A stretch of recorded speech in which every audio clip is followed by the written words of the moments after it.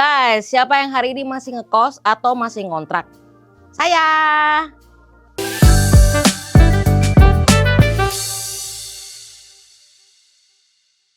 Gimana enggak harga rumah belakangan ini terus naik?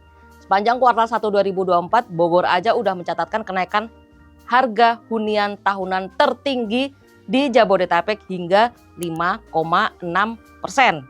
Disusul Depok 2,4%. Lalu Tangerang 1,3%, Bekasi 1,9% dan Jakarta 0,8%. Berdasarkan data dari Leeds Property Service Indonesia berjudul Jakarta Property Market Outlook 2024, per kuartal 3 2023, rata-rata harga jual rumah tapak di Jabodetabek mencapai 2,5 miliar rupiah per unit. Masih dari data tersebut, rata-rata harga jual rumah di Jakarta mencapai 5,4 miliar, Bogor 900 juta, Bekasi 1,5 miliar, Depok 1,8 miliar, dan Tangerang 3,1 miliar. Buat Gen Z yang gajinya mendang-mending UMR, udah pasti pusing dong lihat harga rumah zaman sekarang. Rasanya kayak gak mungkin deh punya rumah zaman sekarang. Nah, dosen manajemen Universitas Muhammadiyah Malang atau UMM Novita Ratnasatiti aja bilang kalau alasan utama Gen Z sulit punya rumah karena harga rumah yang terus naik. Sementara pendapatan rata-rata tidak mengalami peningkatan yang sebanding. Tapi tenang aja, meski harga rumah makin gila, pemerintah udah bikin sejumlah kebijakan untuk mempermudah kalian nih. Emang ada apa aja sih? Pemerintah setiap tahun menyediakan kuota KPR FLPP kurang lebih sebanyak 200.000 unit rumah. Jadi tahun depan siap-siap aja, cek-cek aja info rumah subsidi pemerintah ya. Ngomong-ngomong, ada yang tahu nggak sih apa itu FLPP? FLPP atau Fasilitas Likuiditas Pembiayaan Perumahan adalah program dari pemerintah untuk membantu masyarakat berpenghasilan rendah untuk memiliki rumah. FLPP punya sejumlah keuntungan buat kita, seperti uang mukanya lebih ringan, mulai dari 1% dari harga rumah. Suku bunga atau margin lebih ringan hanya 5%, bebas PPN dan premi asuransi. Angsuran per bulan lebih terjangkau, jangka waktu pembiayaan panjang, maksimal 15-20 tahun. Menteri Badan Usaha Milik Negara Erick Thohir juga kabarnya ingin tenor cicilan kredit rumah bisa diperpanjang menjadi 30 tahun nih guys. Sejumlah bank juga sudah mendorong adanya cicilan rumah sampai 30 tahun nih. Gak cuman itu, ada kabar baik juga nih muncul di pertengahan tahun ini. Beberapa waktu lalu pemerintah juga membuka peluang supaya masyarakat berpenghasilan tanggung atau 8-12 juta bisa dapat rumah subsidi. Harapannya ini bisa cepat terrealisasi ya guys. Nah, sekarang kita coba berandai-andai. Kalau kita punya pendapatan 10 juta per bulan, sebaiknya nyicil rumah atau enggak ya? Yang paling aman sih kalau kalian punya gaji 10 juta, cukup sisihkan 30% dari total pendapatan kalian yaitu 3 juta.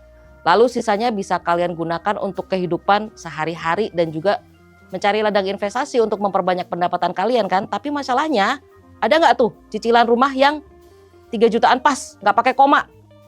Cari. Gak ada guys di Jabodetabek itu. Kalau ada aku juga mau sih. Jadi cicilan yang pas buat beli rumah berapa sih? 4 juta mungkin. Kalau 4 juta berarti gaji kalian minimal harus 13 juta ya guys. Berapa gaji yang sebaiknya saya miliki untuk saya bisa mencicil sebuah KPR seperti itu ya. Nah ini memang ada beberapa persyaratan yang sebetulnya bank punya persyaratan gaji minimal itu mereka punya. Tapi persyaratan gaji minimal itu tidak diumumkan, tidak ditulis di iklan-iklan produk KPR mereka. Karena mungkin mereka takut orang jadi kecil hati duluan dan lain sebagainya seperti itu ya. Tapi intinya adalah pada saat ini Anda harus punya penghasilan minimal itu sekitar 8,5 juta per bulan ya, 9 juta per bulan dan lain sebagainya. Kalau lebih besar tentu lebih bagus. Tapi kalau misalnya angkanya di bawah angka tersebut, maka biasanya Anda akan diarahkan untuk mendapatkan rumah yang sifatnya subsidi. Anda akan diarahkan mendapatkan rumah yang sifatnya subsidi. Jadi setahu saya biasanya saat ini persyaratan yang ada di perbankan itu ya minimal Anda punya penghasilan 8, 9, 7 juta, 7,5 juta per bulan. masih cukup oke. Tentunya kalau Anda penghasilannya di bawah 10 juta, itu 7,5 juta, 8 juta atau 9 juta per bulan, ya cicilan KPR Anda ya mungkin ya 20 tahun, 20 tahun, 15-20 tahun. Ya tentunya akan dipilihkan rumah-rumah yang memang ya harganya memang pas sama Anda. Seperti itu. Sehingga Anda bisa membayarnya paling nggak 20 tahun, 15-20 tahun. Seperti itu. Ya, sekali lagi jawabannya adalah penghasilan minimal biasanya yang dipersyaratkan atau akan diterima oleh bank penghasilan 7,5, 8,5 atau 9 jutaan lah per bulan. Tentunya itu gaji satu orang ya, tentunya itu gaji satu orang. Karena biasanya begini, memang ketika Anda punya pasangan, memang penghasilan Anda itu akan disatukan dengan pasangan Anda. Penghasilan Anda akan disatukan dengan pasangan Anda. Tapi bagi sisi perbankan, mereka sebetulnya lebih senang kalau itu adalah penghasilan dari Anda satu orang. Karena apa? Karena ketika Anda punya penghasilan bersama dengan pasangan, tentu ada risiko-risiko yang mungkin muncul. Risikonya apa? Risiko perpisahan. Kalau terjadi sebuah perpisahan, maka penghasilannya akan sulit untuk meneruskan seperti itu. Tapi ada kelebihan juga sih. Kelebihannya adalah ketika Anda sudah menikah, bank menganggap, tapi nggak selalu ya, bahwa ketika Anda sudah menikah, maka ketika Anda mencicil sebuah rumah pada saat Anda sudah menikah, Anda dianggap pasti akan lebih serius. Anda dianggap pasti akan lebih serius dibanding ketika Anda single seperti itu. Jadi masing-masing ada plus minusnya. Tapi kalau saya ditanya itu sebaiknya penghasilan sendiri atau berdua, tentunya itu adalah penghasilan sendiri. Tapi ingat ya, kalian jangan punya utang lain selain KPR karena itu akan melebihi target 30% pengeluaran untuk cicilan.